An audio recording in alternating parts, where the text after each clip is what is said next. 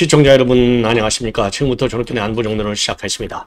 자, 이번 시간엔 말이죠. 지금 어제 한참 심야 방송에 저에게 이제 댓글로 질문을 해주신 분이 계세요.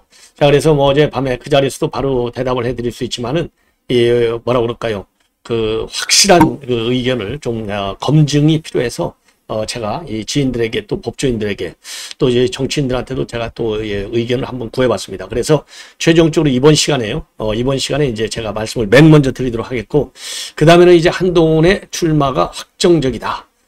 다만 언제 어떤 형식으로 이제 이 발표를 하고 나올지 그것만 아직 결정이 안 됐다. 요게 결론입니다. 그래서 이 한동훈 출마가 이제 상수화되다 보니까 이제 이 당권 노리는 다른 주자들의 움직임도 굉장히 빠르고 있고요. 특징은 뭐냐? 이 한동훈 위원장의 여론 지지가 압도적으로 높잖아요. 그러다 보니까 전부 견제성 발언을 하고 있다. 이런 점을 말씀드리고, 여기에는 김기현도 참전을 하고 있고, 그리고 장해찬도 참전하고 있다. 그래서 지금 이제 우리 국민의힘의 지금 선수들 경향을 보면은요, 우선 이 친윤, 그 다음에는 이제 이 비윤, 그 다음에 이제 중도성, 이렇게 나누어지는 것 같습니다. 자, 그런데 어쨌든 간에 그러면 한동훈 위원장이 이제 어떤 방식을 택할 것이냐. 그래서 언론을 보면은요, 조금 이 생각에 따라서는 좀 달라질 수도 있지만은, 이 한동훈 위원장이 생각하는 것은 이준석이 모델, 그러니까 이준석이는 이 못된 짓 할 때 이준석이가 아니고요, 당 대표 출마했을 때의 이준석 모델을 지금 이제 찾고 있다. 이런 보도가 나오고 있습니다. 자, 그래서 이제 우리 국민인 내부 동향을 자세히 말씀드리도록 하겠고, 그 다음에는요, 지금 자유통일당의 구주화 변호사가 이원석 사퇴론을 공식화하고 나섰습니다. 자, 그래서 요 내용 말씀드리고, 그 다음에는요, 지금 이제 이화영 재판했던 판사가 이재명 재판을 맡고 보고, 그리고 이제 어제 이재명가 오후에 갑자기 당무를 취소하고 이 행불이 됐어요. 근데 오늘 느닷없이 이제 나와서 결국은 지금 이제 오늘 최고위를 주재를 했지 않습니까? 자, 그러다 보니까 지금 이제 이 언론을 보면 말이죠. 지금 이제 이 이화영이가 이대로 해서 계속 전면 부인하고 있는 요 상태로 갈 것이냐, 아니면 입장의 변화를 보일 것이냐, 여기에 대해서 지금 이 추론들이 많이 나오고 있습니다. 자, 그래서 요 내용도 여러분께 자세하게 좀 정리를 해 드리도록 하겠습니다. 자, 그러면 말이죠. 우선 맨 먼저 제가 이제 어제 밤에 다른 분들도요, 저한테 질문사항 있으면 꼭 물어봐 주시면 돼요. 어제 이제 한 분이 댓글로 질문을 했어요. 자, 선거 전부터 굉장히 걱정을 했고, 여러 차례에도 이 질문을 했는데 아무도 여기에 대해서 답을 안 한다. 얼마나 참 답답하신지 모르겠어요. 제 아주 진성 팬이신 것 같은데, 맨 먼저 1번 질문이 상권 분립을 정확히 위배하는 입법부의 사법행정 권한 침해법들이 실현될 수 있나요? 요게 이제 1번이고, 그러면 윤통이 거부하면 되는 건가요? 헌재로 가야 하나요? 이렇게 이제 맨 먼저 세 가지를 질문했어요. 예. 아마도 지금 이제 이재명이가 지금 22개 법안을 만들어 놓고 있고, 그 다음에 판검사 수사기관을 무력화시키는 법들이 한 15개 나온다. 요거를 가지고 걱정이 많으실 것 같은데요. 삼권 분립을 위반한다 하더라도 입법부가 정상적인 절차에 의해서 전부 가결시키면 일단 법으로서의 이 구성 요건은 갖추는 것이죠. 그런데 이게 이제 행정부로 넘어가서 대통령이 사인을 해야 되는 거거든요. 대통령이 사인을 해야 효력을 발휘하는 게 일반적 법률인데, 예, 처문적 법률은 좀 달라요. 바로 국회에서 그 법 효력을 발휘하게 할 수 있는데, 지금 처분적 법률의 경우에는 이제 우연성도 있다, 이런 얘기가 나오지 않습니까? 그래서 통상적으로 국회가 의결을 해서 대통령이 거부권을 행사하지 않으면 법으로 확정이 됩니다. 그런데 법으로 확정된다 하더라도요, 그러니까 이제 우연법률 심판권이 있지 않습니까? 그래서 재판이 진행 중에 있어서 특정 법률이 이건 우연성이 있다, 그러면 이제 헌재로 가져가는 것이고, 또 이 재판과 관계없이 당에서, 우리 국민의힘에서 예를 들어서 이거 우연성이 있다, 그래서 헌재 우연 소송을 해도 또 헌재로 가게 되는 겁니다. 그래서 이 절차적인 규정, 거부권을 행사하면 되는데, 이제 문제는 뭐냐? 거부권을 행사한다고 해서 이 법이 완전히 무실화되는 게 아니고, 민주당이 말이죠, 지금 이제 190석을 가지고 있으니까 그거를 갖다가 3분의 200석이 넘게 찬성을 받으면 다시 이제 그게 법으로 확정돼요. 이게 법률이 좀 복잡합니다. 자, 그래서 헌재로 가고 안 가고는 이제 우리 이제 국민의힘에서 가져가면 가져가는 것이죠. 그런데 헌재로 가져간다고 꼭 이기는 방법이 없어요. 이긴다는 보장이 없습니다. 예, 그래서 최종적으로 헌재 판결에 의해서 결정이 나는 것이고, 그리고 범죄자들이 대선 전에 모조리 수감된다는 가정하에 조국, 이재명 뭐 이런 것들 전부 다 된다는 가정하에 그 다음에 뭐 황운하 이런 사람들이죠. 당선 무효로 의석수가 줄어들어 찬성 수가 3분의 2가 되지 않게 되면 통과된 법안들이 다시 폐지가 되는 건가요? 아닙니다. 앞에서 말씀드린 대로 모든 게 적법 절차에 따라서 국회가 의결을 하고 대통령 정부로 넘어와서 대통령이 사인하고 그러면은 이게 법률이 되는 것이지, 그 전에 이 찬성했던 사람들이 예를 들어서 이재명이라든가 그 다음에 조국이라든가 그 다음에 뭐 이 황운하라든가 이 사법 리스크 있는 의원들이 뭐 수십 명 되잖아요. 요 사람들이 예를 들어서 영창에 갔다고 그래서 그 사람들이 찬성을 했던 법이 무효가 된다? 그거하고는 아무 관계가 없다. 예, 요 말씀을 드리고요. 그리고 이제 조금 더 전문적으로 이제 제가 쉽게 말씀을 드리고, 제가 전문적으로 이제 얘기를 들자면, 야당의 삼권 분립 위배 법률이라도 국회에서 통과되면 대통령이 거부권을 행사하지 않고 공포하면 법률로서의 효력이 발생한다. 그리고 국회의원의 당선 무효로 인해서 의석수가 줄어든다고 해도 이미 통과된 법안은 폐지되지 않는 겁니다. 자, 이건 법률적으로 이제 제가 아주 딱 정리한 이 답안이고요. 그 다음에 민주당을 비롯한 야당들이 엉터리 같은 법을 자꾸 통과시켜서 대통령이 거부권을 행사할 수밖에 없도록 만드는 것은 결국 대통령을 악마화하려는 정치 공세요. 대국민 선동질로 봐야 되는 겁니다. 뭐 여러분들 다 아시겠죠. 그래서 지금 대통령을 악마화해가지고 탄핵시키겠다는 거예요. 이렇게 22개 법안을 밀어붙이는 게. 그리고 야당의 정치 공세와 대국민 선동질을 정확히 짚어서 우리 국민들께 진실을 알릴 수 있는 투쟁력 있는 여당 측 인사들의 활약이 절실한 이유가 바로 그거다. 근데 지금 여당이 무능하다. 이건 뭐 제가 어제 중앙일보, 동아일보 인용해서 자세히 말씀드렸지 않습니까? 그리고 야당들이 대통령 악마에 전념하는 것은 결국 대통령 탄핵의 빌미를 만들려고 하는 것이고, 그것은 바로 초기에 윤석열 대통령을 몰아내고 이재명을 대통령으로 옹립하기 위한 거대한 음모라고 봐야 된다. 그리고 우리 헌법의 맹점은 뭐냐? 대통령의 국회 해산권이 없다는 점이다. 오로지 거부권 행사만이 국회의 민주당의 폭주를 막는 유일한 도구니 우리가 얼마나 답답하냐. 그래서 제가 맨날 그러잖아요.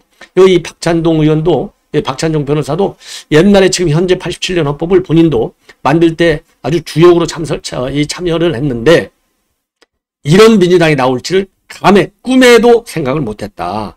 그러다 보니까 지금 이제 87년이니까 이제 벌써 40년 가까이 되잖아요. 이런 민주당이 나올 줄 알았다면 그 당시 이런 입법 폭주 독재를 견제하기 위해서 국회 해산권을 만들어 버리는 건데 못 만들어서 아주 참 한스럽다 이런 얘기를 한 거 아니겠습니까? 자, 그래서 어제 재우수님이 이런 질문을 해주셨는데요. 익명으로 돼 있는데 어디서 사시는 분인지 모르겠는데 재우수님 이 답변이 됐는지 모르겠습니다. 그리고 또 재우수님을 비롯해서 다른 분들이요. 뭐 전부 닉네임을 쓰니까 제가 뭐 가까이 아는 사람들 한두 명 빼놓고는 아는 분이 하나도 없어요. 자, 그래서 또 다른 분들도 이 엄중한 이 현실, 그야말로 대통령을 악마화해서 탄핵으로 몰아가겠다고는 이 이재명이 있기 때문에 모든 게 여러분들이 이해가 안 되실 거예요. 정상적으로 의정활동을 하지 않으니까, 그리고 법을 다 무시하니까 이러한 궁금증이 있으면은 뭐 다른 또 아주 전문가들 있으면 또 물어보시되 저한테도 아무 부담 없이 댓글로 해주시면은 저는 항상 정확한 정보 분석을 평생을 해온 사람이기 때문에요. 제가 어설프게는 여러분께 답변 안 드리고 제 생각을 다시 한번 검증해서 여러분께 정확하게 답변을 드리도록 노력하겠습니다. 여러분들의 많은 질문을 해주셔서요. 더러 한 분씩 뭐 국회의원들이 뭐 민원을 한다고 하는데 저는 항상 24시간 밤뭐 한두 시, 두세 시까지 제가 방송하니까요. 언제든지 24시간 365일 질문해 주시면 제가 여러분들께서 민주당의 이 대통령 악마와 이 탄핵, 헌법 개정 요런 그 꼼수를 전부 풀어드리도록 하겠습니다.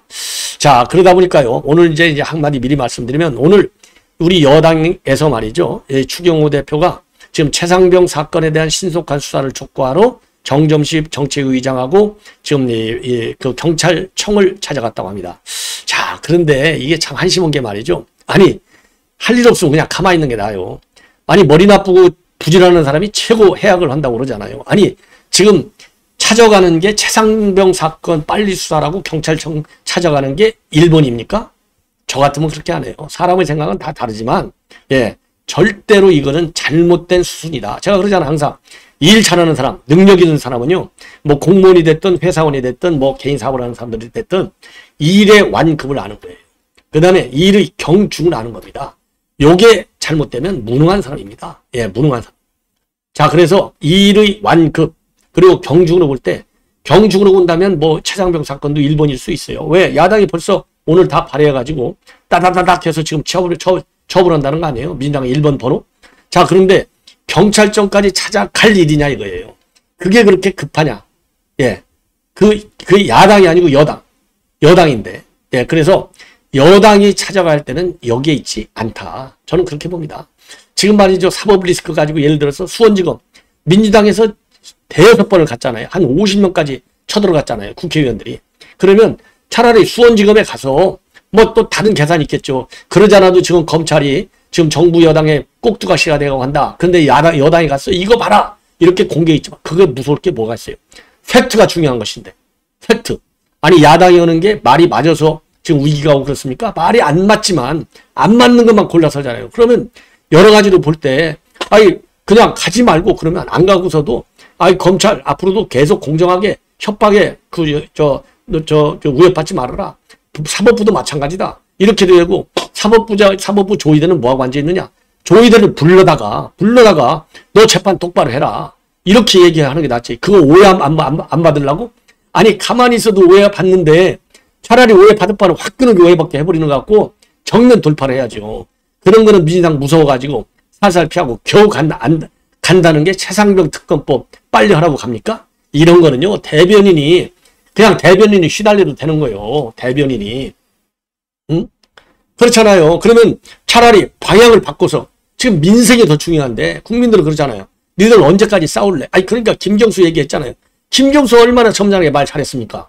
예. 냉정하게 본다면 지금 민생 얘기했다고 내가 그런 건 얘기할 경우는 아니다. 그리고 정치가 갈등으로만 이렇게 가서는 안 된다. 이거 이재명이 한방 점잖게 날린 거 아닙니까? 자 그런 것처럼 차라리 말이죠. 민생 부처 아니면은 이 시민 그 단체들 이런 데고 차라리 간담회를 하세요. 간담회. 예? 정부 여당을 정부 측 민생 관련 부처를 불러서 간담회를 한다든가 아니면 민생 어려운데 예, 찾아다니면서 그 더위에 정말 영세민들 서민들 얼마나 고생 많이 해요. 차라리 머리에 전환을 딱 해갖고 그런 데 가서 박자를 그쪽으로 맞춰야죠. 제가 정보 보고 있었으면 그런 식으로 이런 식으로 보고 건의 안 해요. 예. 그렇지 않습니까? 지금 무슨 경찰청 아이고 웃기고 앉아있어요. 정말 지금 국민의 비판하는 기사들이 어마어마하게 많은데 제가 대표적인 것만 제가 그랬잖아요. 분명히 이런 식으로 국민이 보호하고 이러면 다 망한다. 예, 대통령한테도 순서를 하는 사람이 꼭 필요하다는 얘기듯이 이제 우리 보수 우파 유튜브라고 그래서 국민님 저는 감싸기가 좀 싫어가지고 아니 비판하기가 싫어서 그냥 가만히 뒀는데 요즘 하는 짓거리들 보면 눈 뜨고 봐줄 수가 없어요. 눈 뜨고. 예. 자, 이 정도로 말씀을 드리고, 이제 지금 한동훈 위원장은 이제 뭐 나오는 건 다 기정사실화 돼 있는데, 핵심만 말씀드릴게요. 이준석 모델을 검토하고 있다. 자, 이렇게 얘기하고 있어요. 자, 이준석 모델이라고 하는 건 뭐냐? 지금 중앙일보가 이거를 본격적으로 지금 내가 다루고 있어요. 이준석 모델이 뭡니까? 이거는 그러니까 이준석이 같이 배신 모델로 끝나는 게 아니라, 이준석 모델이 제가 보기에요. 우리가 생각할 수 있는 모델은 이준석은 두 개 모델이에요. 하나는 당대표 선거할 때의 모델이 하나 있고 하나는 배신해갖고 망하는 모델이 하나 있고 근데 망하는 것 같았었는데 배지를 달았으니까 그래도 100% 성공하는 것처럼 마찬가지예요. 왜냐? 지금 예를 들어 자기 당을 안 만들었으면 배지 만들고 있겠어요. 이제는 평론가가 아니고 국회의잖아요. 그러니까 성공한 거예요. 왜? 당대표 된 거 국회의원 하려고 그랬지 제가 뭐 대통령 되려고 그랬어요. 나중에는 대통령 됐죠. 자, 그래서 이준석 모델은 하나는 성공 모델이고 하나는 실패 모델입니다. 어쨌든 우리 보수 우파로부터는 배신자다. 예, 싸가지 없다. 이런 프레임에서 벗어나기가 굉장히 어려워요. 예. 자, 그래서 본인이 바꾸지 않은 한. 그렇기 때문에 지금 여기 중앙일보가 얘기하는 모델이라고 하는 것은 선거할 때. 그러니까 첫째는 선거할 때 이 오프라인을 많이 동원하지 않았다. 온라인에 의존을 했다. 그러다 보니까 경비를 대대적으로 줄일 수 있었다. 그 다음에는 이제 디지털 시대에 맞는 선거를 했다. 그 다음에는 청년 정치인답게 선거 방식을 완전히 다 바꿨다. 역시 신선한 바람이다. 이거 아니겠어요? 여기로 간다 이겁니다. 여기로. 예. 자, 그래서 지금 이제 그러면 한동훈 라인, 한동훈의 무슨 라인이 누구냐? 같이 뛰는 사람이 러닝메이트가 누구냐? 이런 얘기가 나오잖아요.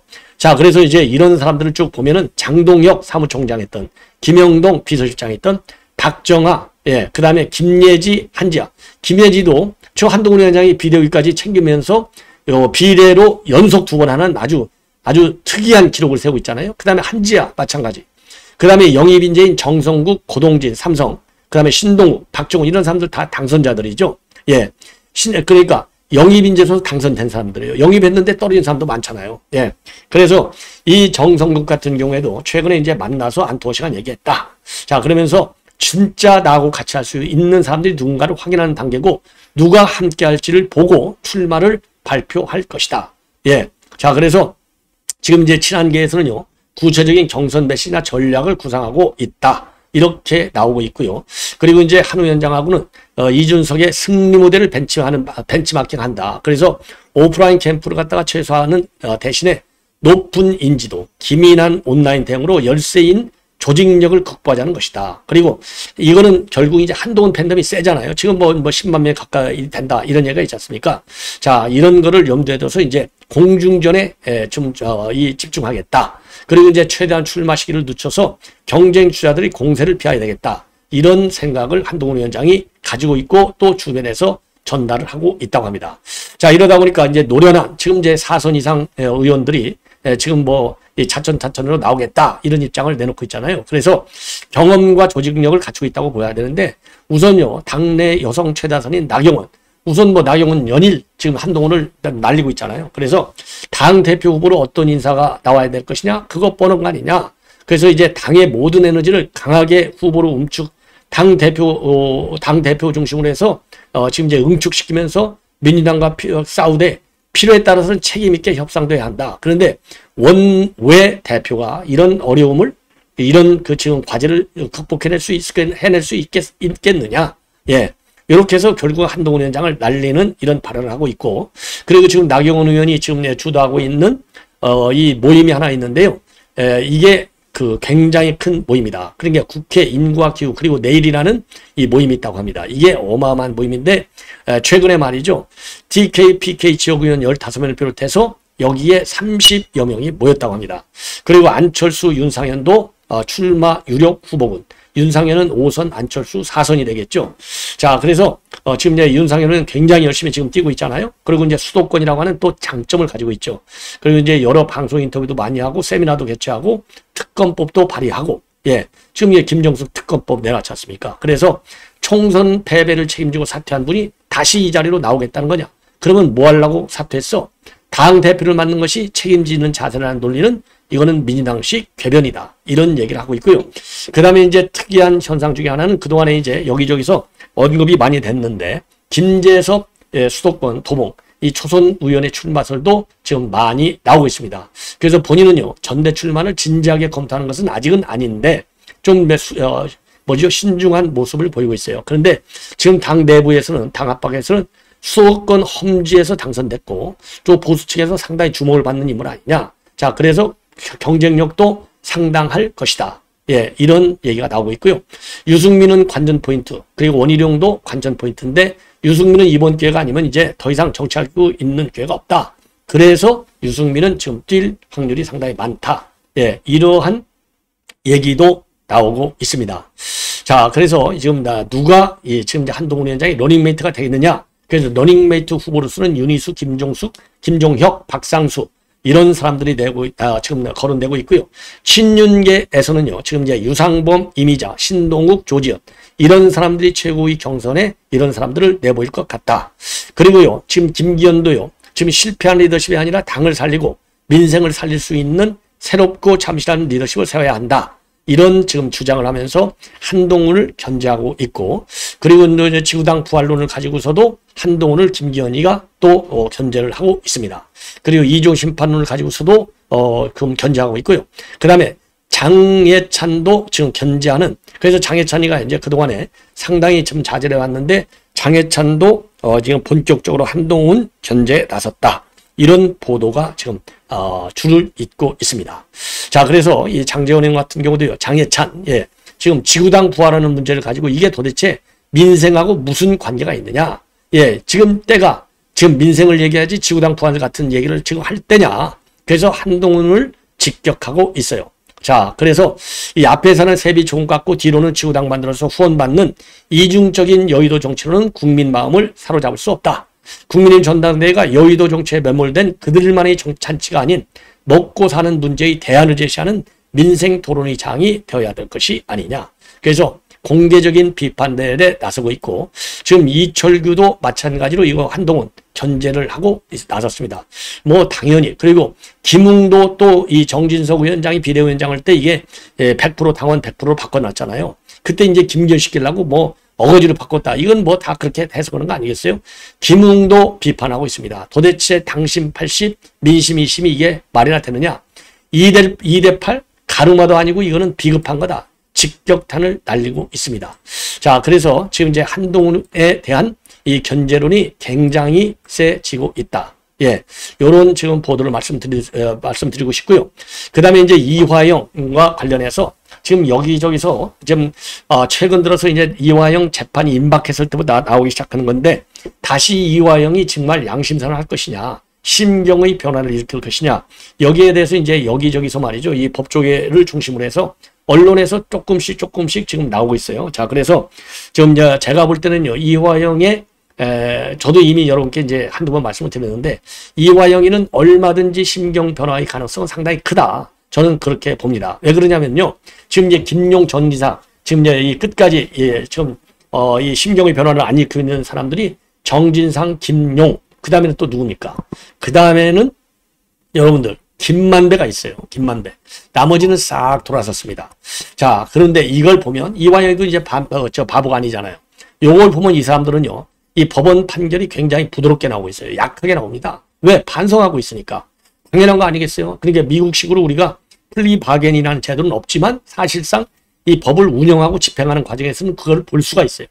자, 그런 게 현상이 나타나고 있고 대표적인 게 김성태 재판이 아니겠습니까? 김성태는 이화영이는 15년을 구형했지만 김성태는 3년 6개월을 구형했어요. 5분의 1밖에 구형을 안 했습니다. 제가 보기에는요, 김성태는 풀려날 것 같아요. 지금 이미 풀려났잖아요. 그런데 법정 구속은 안 할 것 같아요. 왜냐? 이게 이화영하고 정반대의 길을 걷고 있는 데다가 지금 이제 지난번에 말이죠. 지난번에 이제 김만배 지난 2월 달에 2년형을 선고했는데 법정 구속을 안 했어. 증거인멸 우려가 없다. 그랬거든요. 그러면 지금 2심으로 넘어가면 이제 1심 끝나면 어차피 항소할 가능성이 많잖아요. 예, 누군가에 의해서. 그러면 지금 이제 이 김성태 증거인멸 우려는 없잖아요. 검찰이 다 가지고 있고 법원에 가지고 있으니까. 딱 그 김만배 재판을 빌든다면 증거인멸 우려가 없어. 그래서 김성태는 그대로 그 법정 구속을 안 할 것이다. 예. 2심으로 가게도 불구속 상태로. 그리고 또 집행유예를 칠 가능성도 상당히 많아요. 징역 2년에 예를 들어서 집행유예 3년. 뭐 징역 1년에 집행유예 2년 하면 끝나는 거잖아요. 그래서 요런 판례도 지켜볼 것이다. 제가 보기에. 예.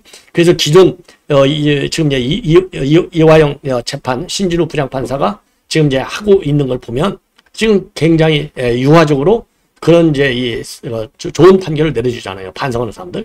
자, 그런데 지금 이제 이화영의 2심 판결은 이제 고법에서 이제 하니까 고법에서 누가 판결을 내릴지는 모르겠지만은 판결이 더 세지면 세졌지 약해질 가능성은 없어요. 왜냐?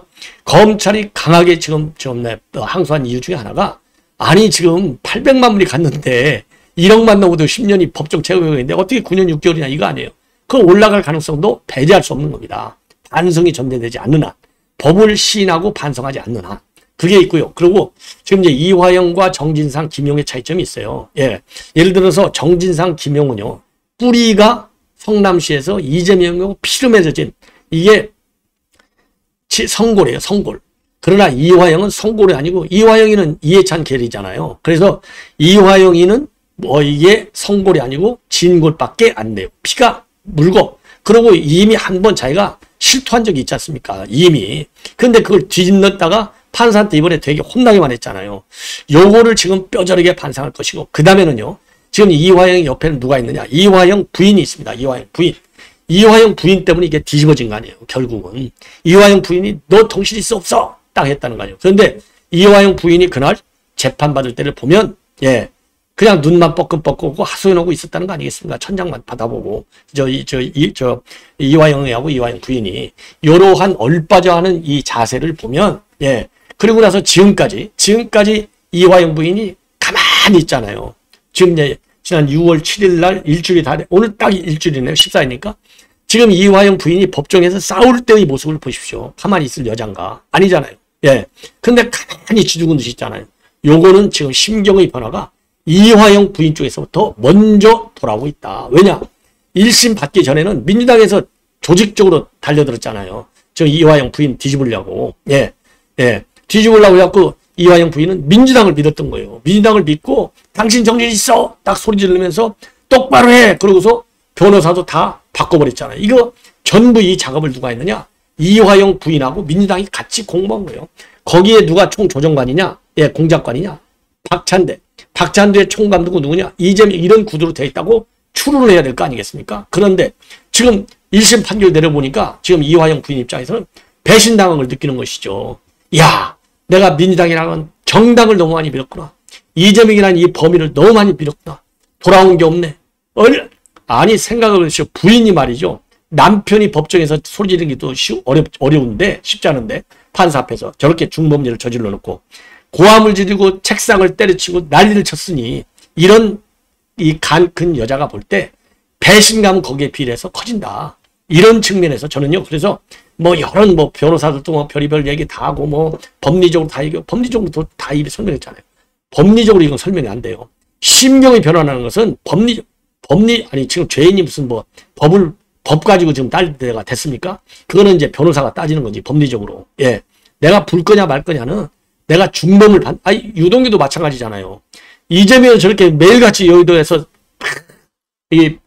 거짓말만 해 대고 있는데 왜 내 혼자 영창에서 이 고생을 해야 되느냐? 누구를 위해서?